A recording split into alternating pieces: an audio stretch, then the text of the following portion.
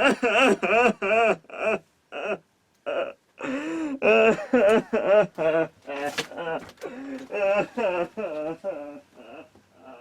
hell was his problem? Whatever. Doesn't matter, I guess. Hey everybody, Tekking101 here, and welcome to One Piece, chapter 915, titled Bakura Town. Bakura. The only reference I can make there is a Yu-Gi-Oh reference. So, Yu-Gi-Oh reference! Actually, have you guys ever watched, the, original Japanese version of Yu-Gi-Oh? Bakura's voice is terrifying. Imagine, Toshiro Hitsugaya's voice coming out of Bakura. It might not be the same actor, but it has that sort of, he sounds like a little kid, sort of, but it's, demented when he laughs. Oh my god. So, we begin with the cover page, and we continue with the cover story Gaiden, as in the side story to the cover page, which is, in and of itself, kind of already a side story. Last time, we had a mysterious figure with a cloak arriving in a dyed goods town, and this week we find out it was in fact Bellamy, and this kind of flew over my head because the general consensus was it was in fact Bellamy because we're talking about the Straw Hat Grand Fleet, and this is like a self-proclaimed member of the Grand Fleet. And I don't really remember much about Bellamy. He wasn't really that much of an interesting character to me. Was there a moment at the end of Dressrosa where Bellamy was like I'm a member of the Straw Hat Grand Fleet too? Was there? I don't really remember it too much. The thing that kind of threw me off for Bellamy, well, actually it was two things. Number one, last week it kind of looked like he had some sort of leopard print tattoo on his left arm. Might have just been the shadows of the different flags that were above him and all that stuff, because this was a town that has a bunch of windmills and flags and stuff fluttering, but it looked like he had a tattoo on his left arm. Now, Bellamy does have tattoos on his arms. They kind of look like eyes, and they're tattooed though on his shoulders, not on his actual arms. So that kind of threw me for a loop. And also, I think it's just because this is more in the anime, but I think they really beefed up Bellamy in the anime. He is built like a tank, especially when you compare him to pre-time skip. Now, in the manga, he's built too, but I think in the anime, they just exaggerated it a little bit more, the same way that they exaggerate the, Rebecca's body during the Dressrosa arc and Koala's, because they really went, whoa, with that. But Bellamy didn't come to mind. But anyway, he arrived here in this town because he's decided to give up the pirating biz. Probably a good career move for him, considering the sort of abusive relationship he was in with Doflamingo. And by the way, like I said, I don't really care much about Bellamy's character, but I like the stuff that Oda's doing with him, Because you figure Oda could have just made Bellamy a one-off villain in Mocktown. He's Bellamy the hyena. He's like, yeah, you stupid kid, there is no Sky Island. And then Luffy, boom, floors him right into the ground, and then we never hear from Bellamy again. And we would always consider him as nothing more than just a one-off villain. Luffy beat the crap out of him, and then we move on.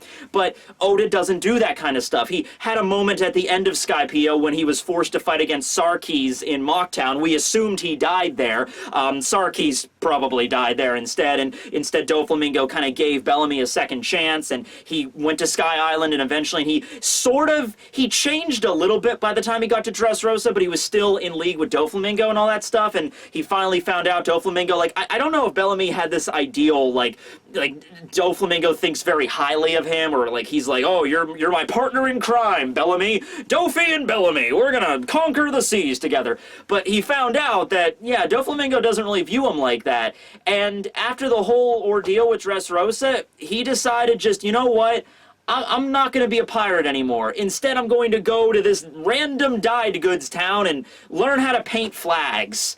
You know what? If nothing else, it's a nice closure for his character. He's like, you know what? This isn't for me, and I've learned my lesson from Doflamingo. I'm going to try to do something maybe a little bit more beneficial to society. Now, this town in general, we don't know the name of it or anything, but it's clearly the place that a lot of pirate flags are made. Not just pirate flags, but a lot of other places. The flag is sort of like the sigil when it comes to One Piece, because much of the world is covered in water. So when you're flying your flag, it doesn't matter if you're a pirate ship or a marine vessel. Like, who designed the Marines flag? That little seagull thing. It might have been this island, these people right here that, you know, Bellamy is training under. Doesn't matter who they are. They arrive at their shop and he's like, we need a flag to represent our cause. And they're like, all right, we'll make you a flag. It doesn't matter what group you're from. Because Bellamy's right there painting a freaking skull and bones, a Jolly Roger, a pirate flag. So, yeah, I can imagine, because you figure the Straw Hats got lucky with Usopp, because Usopp had amazing artistic skills. He's the one that designed the Straw Hat flag. But what about all the other, you know, pirates that don't have artistic skills? They probably come here. So that's pretty cool. Kind of a closure to Bellamy's character. Don't know if we're ever going to see him again. Maybe he'll design a flag for the Straw Hat Grand Fleet, like it's like the Straw Hat, you know, Jolly Roger, but like embossed with like different like designs or something in the background. I don't know. Maybe. Who knows? But yeah, I'm kind of going on and on about Bellamy, but I just like that when Oda does it. He just like, you know what, this is kind of a insignificant character in the grand scheme of One Piece, but let's see his journey from start to finish and see him better himself. I like it. So we start off the chapter in the center of the eponymous Bakura town, and I'm personally just giddy that I get to use the word eponymous in a sentence. Look it up, the definition. It makes perfect sense in this context. I just so very rarely get to use it. Anyway, we get to see what's going on with that sumo wrestler from a few chapters ago, Urashima. Remember that guy? He was hanging out at Suru's tea shop a few chapters ago, hitting on Kiku, and then he just kind of disappeared whenever Luffy and Zoro showed up. I don't think we even really got to see him, like, leave. He just kind of was there, and then he wasn't. But he was, like, kind of hitting on Kiku, like, oh, come on, Kiku, be my wife. I got food that's not poisoned. I got money. What more could you ask for? And yes, that's the voice I'm going to be using for him this entire time. Because he is a fat man. But anyway, yeah, he's hanging out at a diner just eating with another member of Kaido's crew, Mouse Man.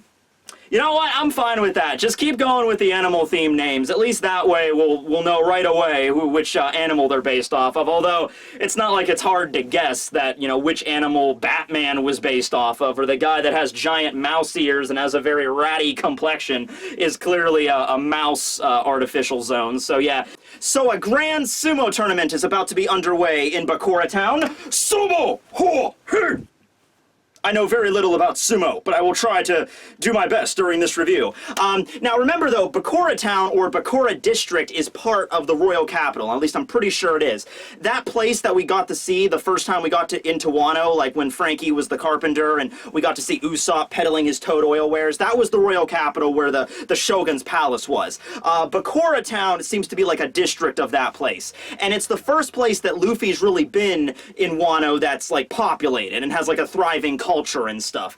Because Amagasa Village, that place was a ghost town. Only Tama and Tengu live there. And then Leftover Town, where Suru and Kiku are from, that place is just an outlier town where all of the unwanted were like shoved out of the main, you know, capital, and they were just sold rotten food, okay? And so people were living there, but kind of barely. This is the first place that, you know, there's good food to eat, and there's, you know, places of businesses open. People are walking around having a good time. There's this festival, this sumo tournament. So yeah, there's a lot of stuff going on here. Now, the conversation between Urashima and Mouseman can basically summarize like this. You know, Urashima's like, I want Kiku to be my wife. And Mouseman's like, but you're the descendant of a samurai. You can have whoever you want in this place. You are higher above all else, especially just a lowly woman. Hell, you could burn her house down and just take her by force if necessary.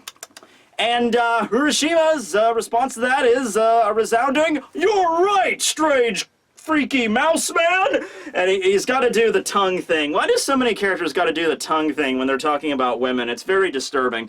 So yeah, he has this, you know, boost of confidence by the weaselly, you know, mouse dude, like, and he just like throws his food on the ground, and he's just like, you're right! Bam! I am the descendant of a samurai! I am truly better than all else around me! And so the people at the diner come up to him and is like, oh, Master Urashima, was the food not to your liking? And he's like, yeah, you know what? He points over to a raccoon just hanging out, and he's like, yeah, that raccoon over there, you see that? And he's like, yeah, that's our pet raccoon. He's chilling out, he's very well trained. Yeah, I want to eat him! Excuse me? I want to eat them! I'm better than you! Cook them up! Come on! Fry them! So that's that scene, and you know what? We don't actually get closure on that. We get to see Urashima later in the chapter, and we don't get closure. I hope that raccoon is okay. Is Chopper gonna get involved in this? Is because Chopper's always mistaken for a tanuki? Like, is Chopper working at this diner, and then he's just like, see that tanuki over there? I want to eat it. So I'm glad it's just a regular raccoon. I mean, I really still hope it's not dead, but you know what I mean? Okay. So he basically has an adamant resolve to his goal of marrying Kiku. He's like, you know what? Yeah, I'm just gonna run up to her and take her. That's how we do things in Wano. I'm fat. Oh, so yeah. Okay, so now we cut over to a location, a certain residence in Bakura Town. We don't know exactly where this is, but it seems to be like a rather fancy building where we see Tama there, and she is restraining herself not to cry. She's just like that little thing like a kid does. Like, you ever get called into the principal's office when you're like in elementary school, and you're sitting there, and if you're getting yelled at because you did something wrong, you're just kind of sitting there like, I'm not gonna cry, I'm a big boy. I cried multiple times, by the way, to which one time the principal asked me not to do, so yeah, oh yeah, I'll just turn off the waterworks, there's a knob for that, I'm like 7. I can't remember what I did. Is that the time I punched that? Oh, maybe that, yeah. Gazelle Man brought Tama back to Master Hold'em, who's one of the headliners working under Kaido. And by the way, a funny scene with Gazelle Man, because last chapter he seemed like a rather gallant figure, just like, haha, I am Gazelle Man, I will take this child away to Master Hold'em. And so he ran all the way there, and now he's in the background while Hold'em's trying to interrogate Tama, you know, like, it was like, ah, you little girl, how could you control that bad... How could you control the back? Oh, God. Gazelle Man's in the background like, oh, I need to quit smoking, holy crap. And then finally Hold'em just kicks him out. Like, it's like, Gazelle Man, get out of here. Your wheezing is annoying. It's like, okay, sir. Okay, so that might be kind of a downside of the artificial zones, you know, because it's like he ate the artificial zone to become a gazelle, but he still has, like, the standard, like, stamina of a human. So he's capable of running, well, even faster than gazelle, because he stated in the last chapter he can run up to over 200 kilometers per hour. That is faster than any gazelle. So he can run that fast, but he has really shit for stamina, so it's just like he gets tired super quickly. So that might be, I don't know if that's just a quirk for his character, like Oda's like, I'm gonna make him really fast but have really lame endurance or stamina, or that's Oda trying to tell us that, like, these artificial zones aren't perfect. Like, if someone did end up eating the actual, like, leopard, or not leopard, but cheetah zone, like, and can run really fast, they would be able to run really fast with the same amount of endurance as a cheetah, or a gazelle in this case, without getting tired. But because it's an artificial zone, even though he has the ability to run fast, he still has the, like his lungs are about to explode because he's like a normal human otherwise, you know what I mean? So we get to take a look at Hold'em and see what his design is like, and I can't explain this, I'm just gonna show it to you. Oh, yeah, okay, so I don't know what kind of drug Oda was on when he designed this abomination, but he's got an interesting head, you know, he's got like a chimney stack, kind of like Diesel from Tauntland, and he's got, you know, the eyes and everything, but of course the main attraction is the fact he has a lion head sticking out of his freaking stomach, or at least I hope that's his stomach. It seems a little bit lower than that.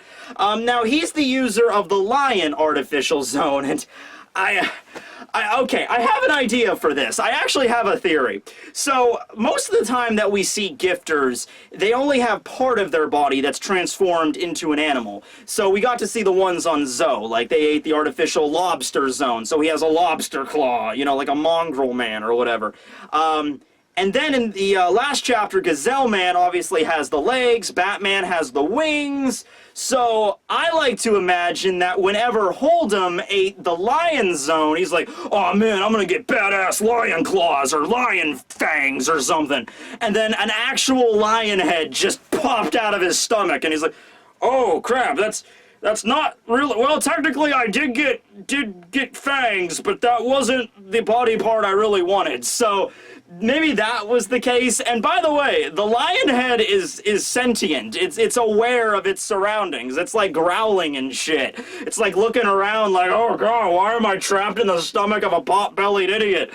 You know, so it starts roaring and interrupting Hold'em, and Hold'em just beats the crap out of it, just bonking it on the head. And the lion has its own claws as well, so Hold'em, I guess, has 4 4 arms then, but they're not compatible. It's like he's sort of like Machamp, except imagine the lower 2 arms were like had their own free will. So the lion then proceeds to punch Hold'em in the nuts, but they're also the lion's nuts, so the lion passes out and Hold'em falls down too. And what in the good name of fuck is going on here? I don't know.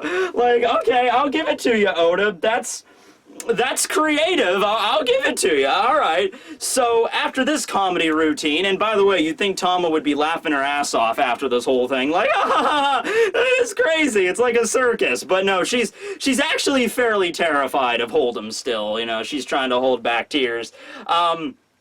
Okay, so while Hold'em is on the ground, he just kind of comes clean. He's like, oh.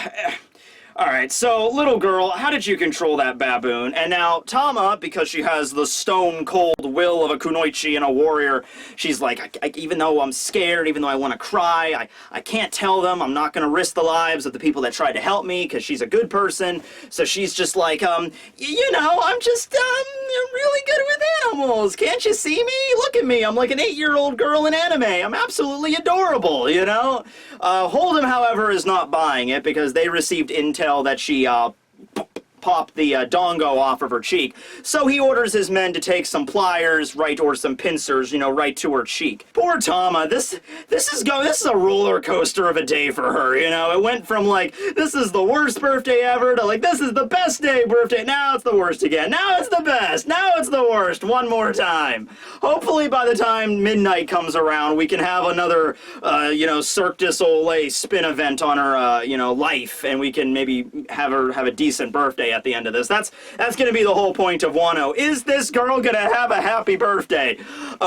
Okay, so that's what's going on. Kind of terrifying. We don't get to check in with Tama for the rest of the chapters, so I'm hoping that I'm hoping maybe even at least the men figure out they don't need to use a pair of pliers to, like, rip her cheek off. They could literally just, hold on.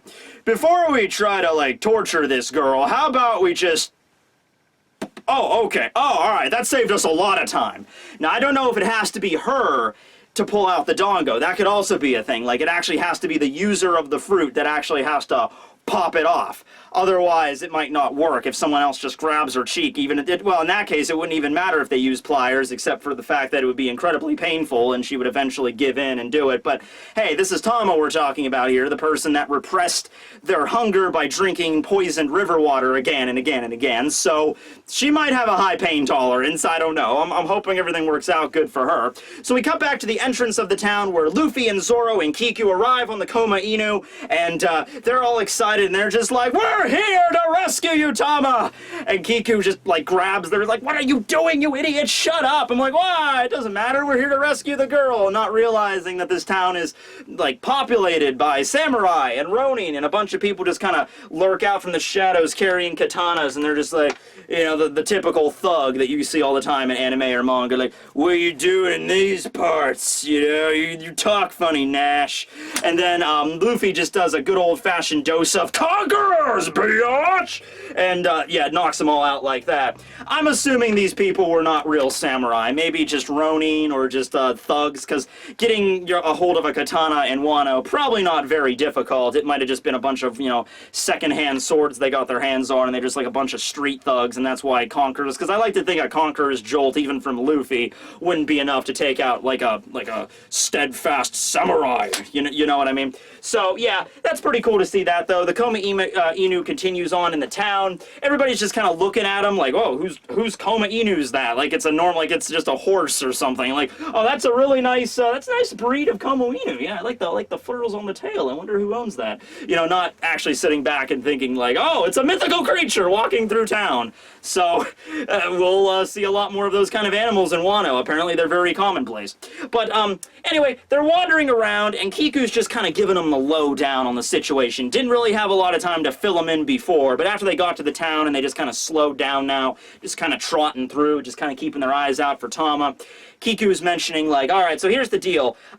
People living here, they've lived here their entire lives. Back about 20 years ago, when Odin was still ruling over everybody, this was the base of the mountain, like a castle town, and everyone was living happily in peace and blah, blah, blah, and everything changed when the Fire Nation attacked, or in this case, Orochi. And so in this chapter we find out that it was in fact 20 years ago that the Shogun Orochi started to gain power in Wano. Now we still don't know when exactly Kaido showed up, because Kaido's crew was the one that I think established the industrialization on Wano, built all the factories, and those factories didn't just spring up overnight. So Kaido has probably had a base of operations in Wano for at least a few years. I want to say a minimum of 5 years. It could have been longer.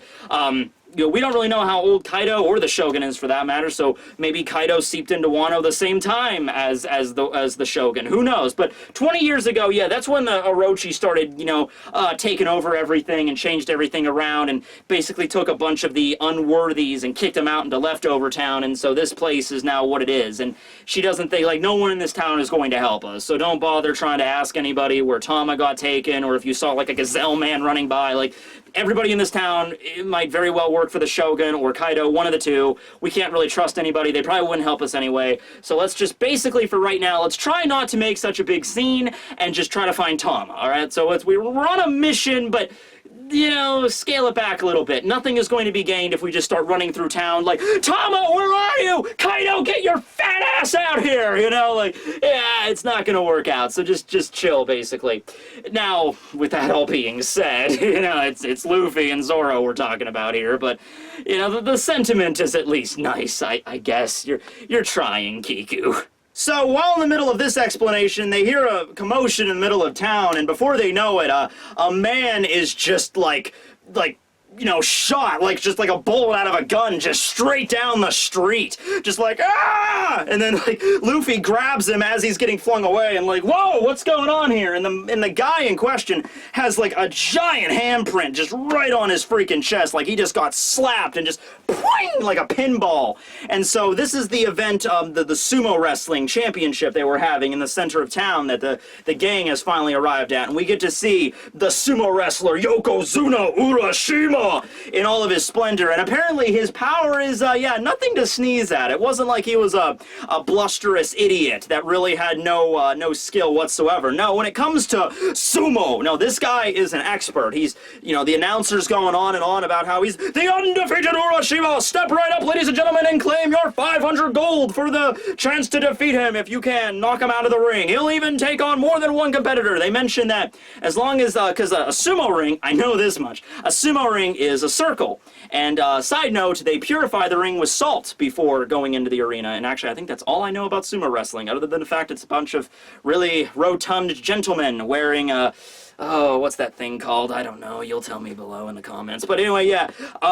It's in a circular ring, so Urashima's like, as long as you're in the ring, it doesn't matter. He took out 19 people, 19 at once, and these guys seem pretty muscular as well. Also, fun fact, they don't accept berry, apparently, as a currency in Wano, which makes sense given the fact they're isolated from the rest of the world. Here, it's just gold. So, yeah, I mean, we've seen other forms of currency in One Piece, like in the Sky Islands, they use X-Toll, and in the, at Amazon Lily they used like, it was like, not gold, but it was like something like that, gore or something, that was like the currency in Amazon Lily. We didn't really get to see it too much. But here it's just easy. It's just gold, like we're in like RuneScape, like some sort of like basic RPG or something. So whatever, I'll roll with it. The announcer, who kind of looks like a greaser from the 1950s, he's like rocking out and he's just like, you know, how many other people have been bested by his powerful slaps? That's something else I know about sumo. You slap your opponent to knock him out of the ring and like wrestle him at the same time. Okay, so they're like, how many bones has this man broken today alone? And they cut over to the doctor. And by the way, this doctor, one of my new favorite designs in One Piece. It's just, look at him. He's just like, yeah, he broke 10 arms, 15 legs, 52 ribs, 4 spines, and 7 skulls. I mean, sorry, 4 skulls and 7 spines.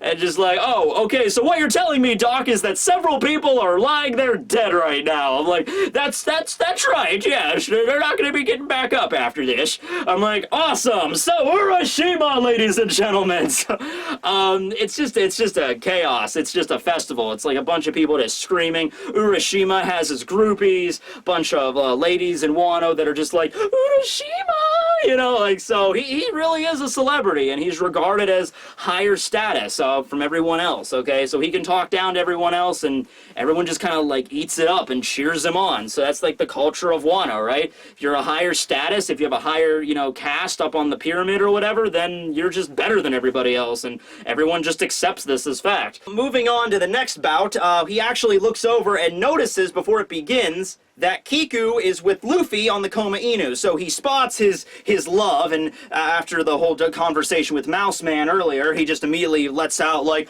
"Oh, Kiku-san, you came to watch me. Oh, that's so adorable. You're going to be my wife." And so everyone in crowd, everyone just kind of stops what they're doing, and it's like, "Oh, but her? She's a commoner. Surely you just Urashima-sama, master of everything beefy.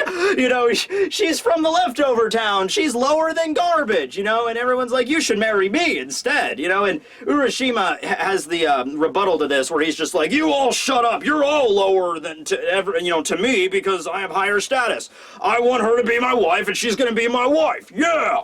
Now, she just kind of, this is a funny scene. She tries to hide behind Zoro while all this is going on, but keep in mind, she's like 3 meters tall. So she tries to hide behind Zoro like, "Yeah, that guy's kind of freaky, and he always is hitting on me, and he just kind of decides this stuff on his own, and you know, I'm just gonna chill out behind here." And Zoro's like, "Well, I mean, you could hide behind me, but it's not really gonna do much of anything.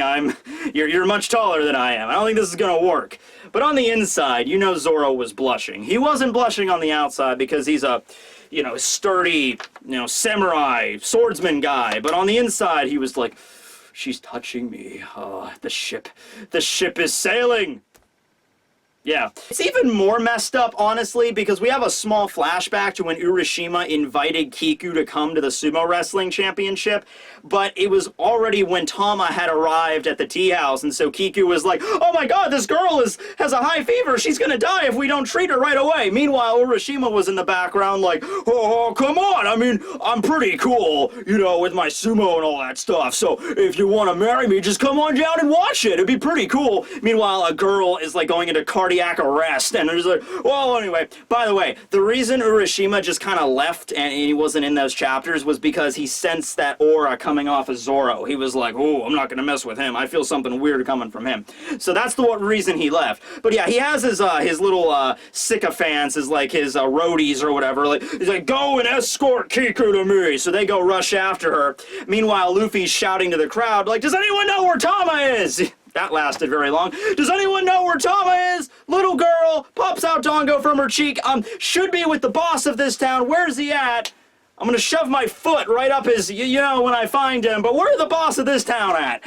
No one pays attention to Luffy, though, because everyone is, like, all the groupies and everybody are just, like, shocked. They are aghast at the fact that Kiku would dare even, you know, attempt to sway Urashima, you know, because he is so much of a higher status.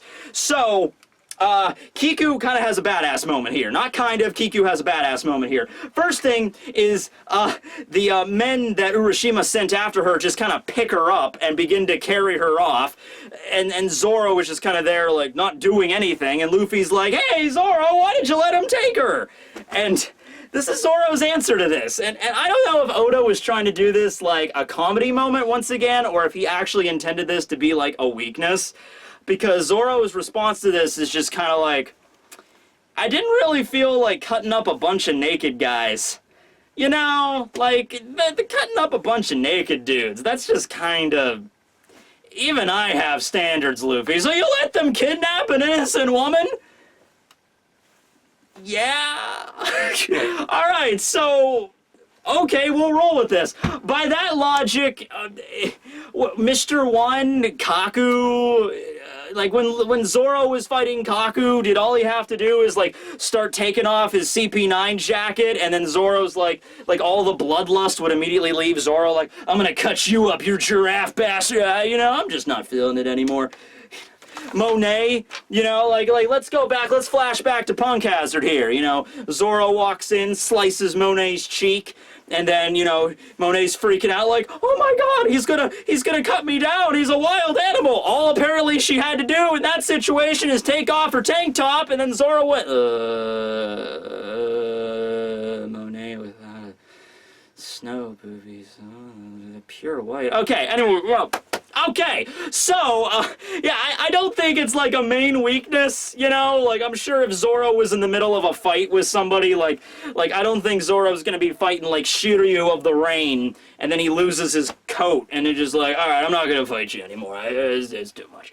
But, I think it's more for just comedy right now, but it doesn't really matter anyway, because it's not like Kiku gets, you know, taken away, because we already know that she's kind of established to be a badass, so she takes out her katana, does this cool spin move right in front of Urashima as he goes to try to hug her. He does kind of like, yo, Kiku, baby, come to me, and she does this thing where she, like, spins in the air, like, shing, and then cuts off his top knot, and Urashima's completely unaware of what just happened. He's like, come to me, baby, shing, what? And then that's where the chapter ends. She cuts off the top knot, and she has, like, a cool line where she's just like, you know, surely you jest. You're the only vulgar person here. I don't see that you talk about people being lower than you. I don't know anyone like that, you know, because she's obviously an advocate of a little bit more of a fair treatment in Wano, equal rights, that kind of thing, you know, a little bit of an idea there. And so Luffy's off to the side just kind of shouting like, oh man, it's getting exciting up here and now, and that's the end of the chapter. So we didn't get to see Law, so that was kind of disappointing, but at the same time, we got to see Kiku be pretty badass, we got to see a little bit more of how the caste system in Wano operates, and we got to see a large Jughead get taken down a peg. Now keep in mind, even though Kiku sliced off his hair, he didn't like slice him up the chest or anything, you know, it's not like he's bleeding and he's gonna die, because he is like part of I think he stated he's a descendant of a samurai. Anyway, the top knot is like extremely like valuable to them. So the idea of her cutting off his top knot might as well have been the same thing as him being like, you know, taking off all his clothes and march through the streets like getting, you know, debased with freaking tomatoes or whatever, you know, like in that scene in Game of Thrones, like shame, you know, that basically the same amount of shame that he's feeling right now with his top knot getting cut off, probably not only by a woman, but also a member of the lower class in terms of Wano hierarchy. So this is something that the people are definitely not going to take standing down. Urashima's gonna have to, you know, try to like, you know, get some honor back from that, and I don't know what's gonna happen next, and I don't know if all the people in the crowd are gonna turn on him or what, because they might be like, whoa, he let that happen? Oh my god, he's a loser. That's a, you know, really dishonorable thing. So we'll see where that's going to go. I think right about now would be a good time to explain what the hell is going on with Kiku. You know, could you do that? Or is she a princess, a warrior queen, head of the Wano Liberation Front? Was her dad Odin or something, or you know, maybe not Odin necessarily, although that would be a cool plot twist, but was her father a famous samurai or something and died and passed down his sword onto her to carry on the tradition even though she's a woman, you know, so, because this is obviously a culture that's, you know, very much run by men. You know, just like samurai can only be men. I'm pretty sure with sumo wrestling has to be men. So yeah, this is definitely probably a symbol that Oda's trying to make here, which is one of the reasons I don't think Kiku's going to turn out to be a guy, just because she announced herself as like the way that a male samurai would announce himself.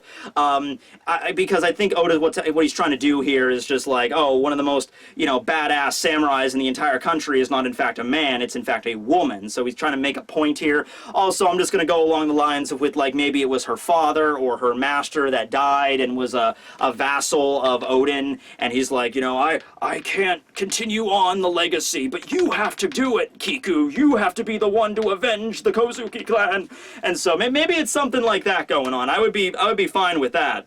So as for everybody else, you know, Luffy didn't really do much in this chapter. He got to use Conquerors to knock out some riffraff. That's always cool to see, but didn't really do much beyond that.